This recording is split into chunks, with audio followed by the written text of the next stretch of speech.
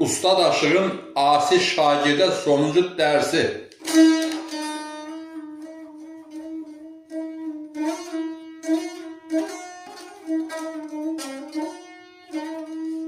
Ustad Aşıq qocalmışdı. Dünyanın, insanların istisini, soyğunu, xeyrini, şərini çox görmüşdü. Ustad qocalmasına baxmayaraq, səsində, barmaqlarında heç bir titrəyiş yox idi. Ancaq gözləri tutulmuşdu. Gözləri tutulandan sonra qulaqları çox həssaslaşmış, yaxın uzaq səsi, xışıltını yaxşıca eşidirdi. Şagirdlərindən biri naxələfi edib ona asi olmuşdu. Neçə şagird yetirmələr hərsi bir tərəfdə açlıqlıq eylərdə. Tək bu bir şagirddən başqa, o da ustadın yolunun üstünə çıxıb, onun haqqında söz-söhbət yayırdı ki, ta qocalıb, gözləri də görmür. Ona məclis aparmaq, dövrən açmaq yaramır. Onun bildiklərinin hamısını mən də bilirəm. İfa etdiyi havaların hamısını mən də ifa edirəm. Ondan yaxşı oxuyuram da deyirdi bu şagird. Mənim məclis aparmağımı, yerişimi o necə də bilər deyirdi axı. O kördür. Heç yerişini də bilmir deyirdi şagird. Belə şagird hətərən-pətərən danışırdı xülasə.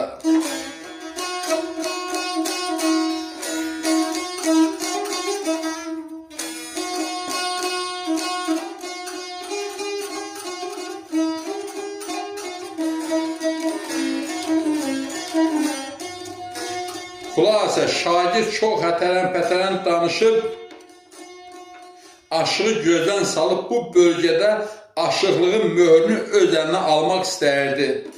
Ona deyirlər ki, ağı sən onun şagirdi olmuşsan, hər nə bilirsən ondan öyrənmişsən.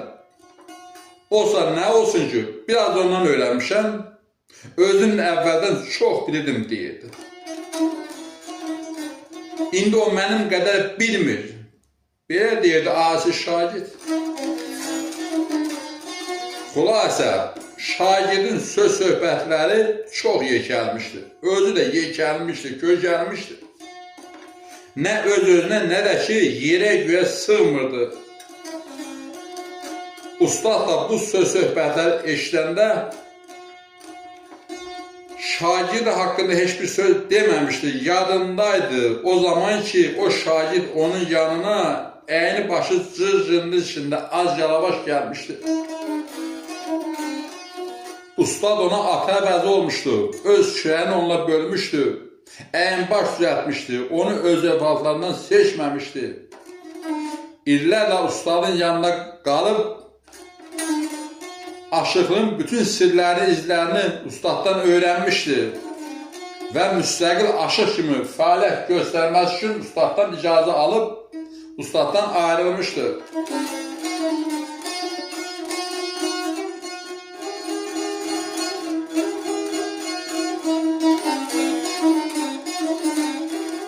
Şagirdin bu yersiz, iraqsız söz-söhbətləri ustada çatana ustadlar ustadı aşığının bir cığal tərcüsünü demişdi.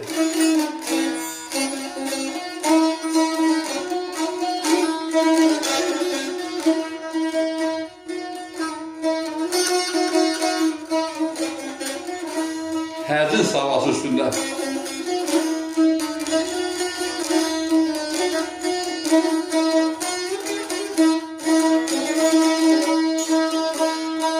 Ay ağa, səni məğrur olub ustadından deyinmə, bu halət çəkəcək ayağa səni, aşıq ayağa səni, salar ayağa səni, dağdan çəkər arana leysan ay yağa səni, mərdlərin şahısan fəqir ağası, çağıram imdada ay ağa səni.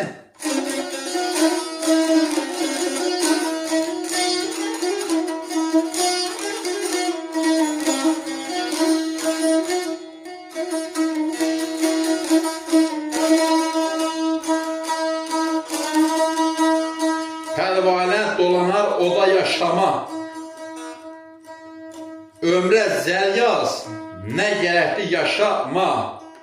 Aşıq deyər yaşama, yaşamırsan yaşama. Ayrılsan gəl ayrıl, tökmə gözdən yaşanma. Mərdanə ömr elə ya da yaşama. Dövran həsrət qoyar, ay ağa səni.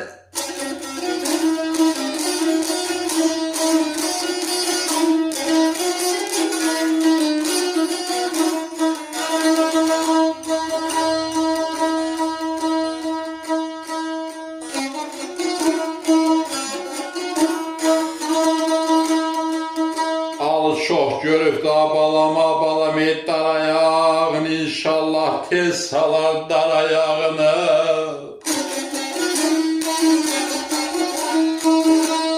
Aşıq darayağını demə darayağını, əl oğul əl istərəm çəkər darayağını. Gətirmə gəl elə darayağını, həsrət qoyar nana ayağa səni.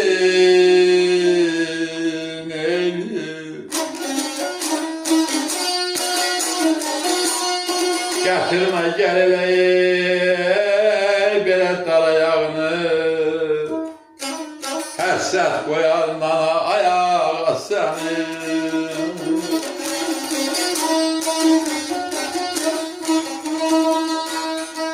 Alı çox görübdür dar ayağını, İnşallah tez salar dara ayağını.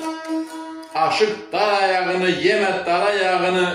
Ər oğlu ər istərəm çəkər dar ayağını. Gətirmə gəl elə dar ayağını, həsrət qoyar nana ayağa səni. Nan çörəkdir. Yəni ki, həsrət qoyar nana ayağa səni. Yəni səni həsrət qoyar çörəyə və yağa.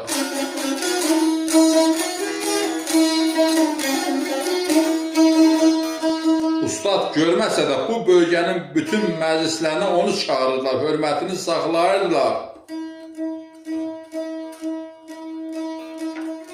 Şagird də hisindən cilov gəmirirdi, axır dözmədi, ustadın yanına gəlib dedi: "Ta qocalmısan, gözlərini də görmür. Sazını yerə qoy, otur evində. İsti çayını iç, yavaş yavaş ölümünü gözlə da. Məclislərə çıxmaq, dövran açmaq sənə yaramır. Sözümə qulaq asmasan, səninlə değişib sazını əlindən alıb səni el içində xar edəcəyim" dedi. Şagird ustad nə qədər istərdi ki, şagirdi fikrindən döndərsin, alınmadı ki, alınmadı.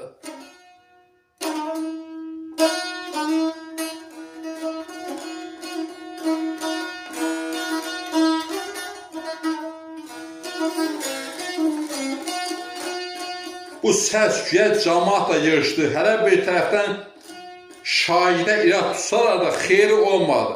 Şagird şərt qoydu ki, sabah axşam cəmaatın gözü qarşısında değişəcəklər. Ustad razılıq verdi. Hər yana car çəkirdi. Sabah axşam məclis quruldu. Şagird şık giyinib, yekə-yekə ortaqda hərlənirdi, lovğalanırdı. Ustad bir əlində sazı, bir əlində əsanı. Ora bura əsanı, ora bura vura-vura məclisə gəldi. Ustada yer verdilər, əyləşdi, nəfəsini dərdi, sazı köynəkdən çıxardı.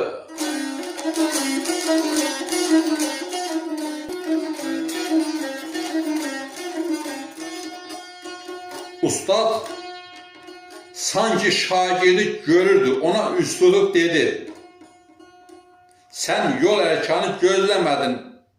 İndi özün seç. Birinci sən deyirsən, yoxsa mən deyirəm." Şagird lovğa-lovğa, elə həmişə sən demsən birinci. Bu dəfə də mən deyəcəm dedi. Məclis uğuldadı. Ustad bu uğultunu eşitdi. Olsun de, gəlsin dedi. Ustad əsanı əyləşdi, stula söykəyib ayağa qalxdı. Sazı sinəsi üstə müstəhkəm eylədi. Değişməyə hazır vəziyyətə gəldi.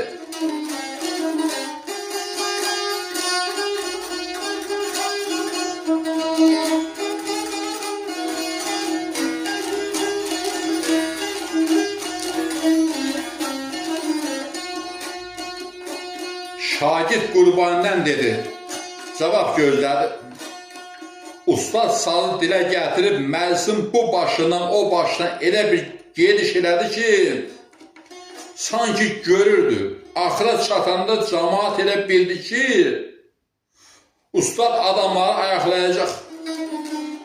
Ancaq aşıq adamların lap burnunun ucundan sazı döndərib özü də geri döndü. Onun gözləri görməsə də ruhu görürdü, sanki qulaqları görürdü. Xırda bir hərəkətdən, laf nəfəs almalarından belə adamların harada olduğunu bilirdi. Şagird Tufarqanlı Abbasdan xəstə qasından dedi, haradan dedi, oradan cavabını aldı. Ustad ortalıqda bir gərdiş edirdi ki, məclisdəkilər onun görməməsindən şübhə etməyə başlamışlar. Ustad sanki sazı qılınca çevirib şərlə döyüşürdü. Ustad başdan ayağa işığın içərisində idi. Onun heybəti hamını heyrətə gətirmişdi. Onu heç zaman belə görməmişdilər. Məclis uğuldaydı. Məclis o qədər uzandı ki, gecə keçdi, o başlandan idi, səhər açılırdı. Şagird tükənmək üzrəydi. Demək olar ki, tükənmişdi də. Ustad dedi, bütün bunların hamısını mən sənə öyrətmişəm. Sən mənim öyrətdiklərimlə məni bağlamaq istəyirsən. Mən görmürəm deyə üstümə ayaq açırsan. Şagird, mən gözlərimi bağlayıb sazı yenə də beləcə dilləndirirəm dedi. Cibindən bir dəsmal çıxarıb, gözlərini bağlatdırıb sazda əvvəlki kimi ifa etməyə başladı. Hamının gözü şagirdə dikildi, hamı təəccüb içində şagirdə baxırdı. Ustad, aç gözlərini, anasının oğlu dedi. Şagird gözlərindəki dəsmalı açdı. Ustad sanki görürmüş kimi əlini cibinə apardı və cibindən bir qatlama bıçaq çıxardı. Bıçağın ağzını açdı. Bunu görən şagird bir neçə addım geriləyib döyüşə, bıçağa qarşı bir müdafiə halı aldı. Ancaq ustad bıçağı şagirdə çıxarmamışdı. Bıçağın içi ağzını sazın baş pərdəsindən ayaq pərdəsi qarışıq sürətlə çəkdi. Sazın bütün pərdələri kəsilib yerə töküldü. Sazda bir dənə də pərdə qalmadı. Saz daha çox kamana oxşardı. Çılpaq simlər pərdəsi biraz da çılpaqlaşdılar.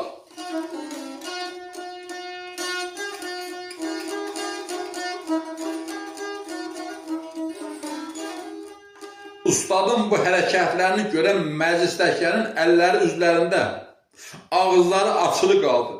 Ustad dəli oldu dedilər, ustad havalandı dedilər. Ustad bıçağı qatlayıb cibinə qoydu, əli ilə sazın qolunu bir daha yoxlayıb, pərdə qalmadığına əmin oldu, sazı bağına bastı.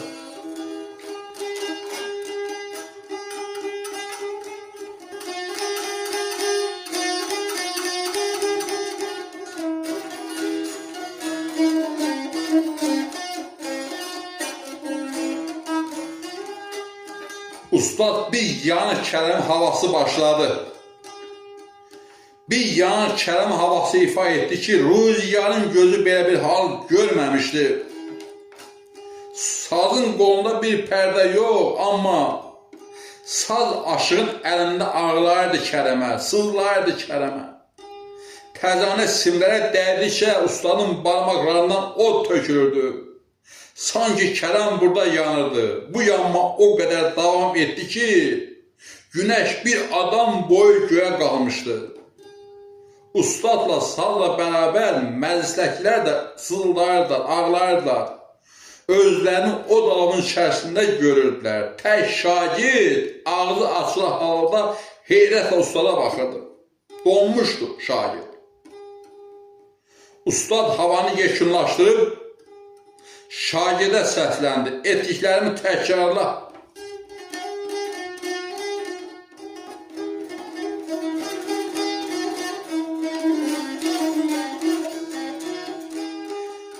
Şagirdin donu açıldı, bir bıçaq gətirdirib, o da bütün pərdələri kəsib tökdü.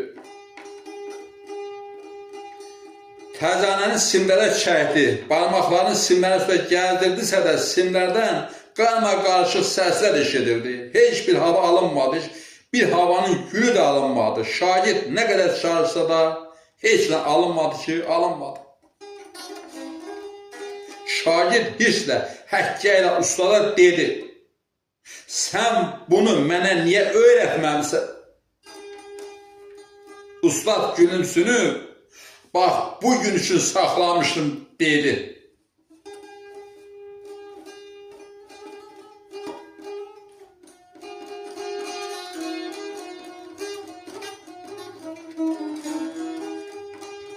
Məclisdəkilər şagirdə sazını ustaya təhvil verir.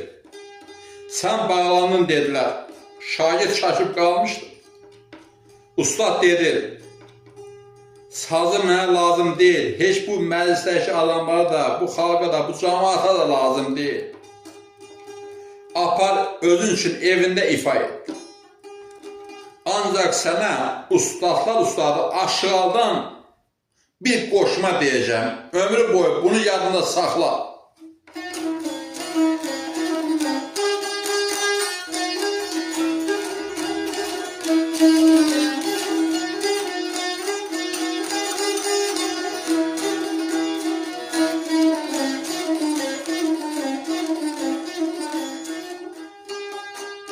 Düşərsən,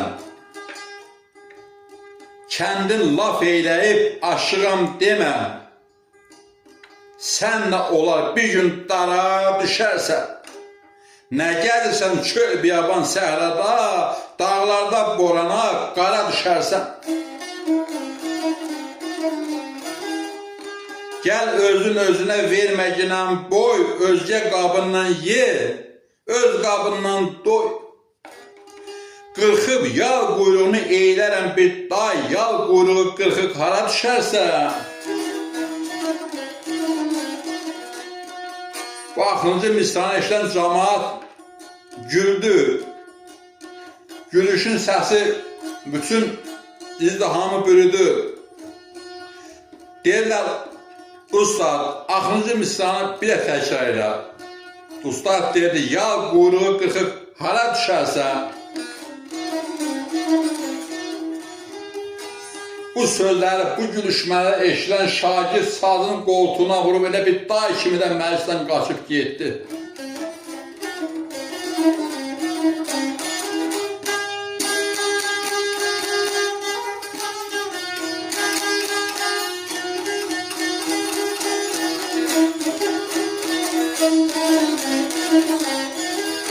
Görə ustad sözün tapşırmasının qəhrəman havasında necə dedi? O sadam aliyəm ey, tanısan məni. O sadam aliyəm ey, tanısan məni. Dürünmədəniyəm köpərin kanı. Bir kərə götürüb ataram səni. Bir kərə götürüb ataram səni. Gedib cəhənnəmdə nara düşərsən, nara düşərsən. Bir kərə götürüb ataram səni. Neynim, neynim, sona neynim, sana neynim. Gedib cəhənnəmdə naraya düşərsən, nara düşərsən.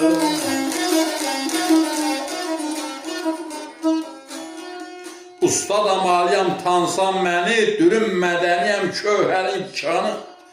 Bir kərə götürüb ataram səni, gedib cəhənnəmdə nara düşərsən. Gedib cəhənnəmdə nara düşərsən. Nar odalav deməkdir.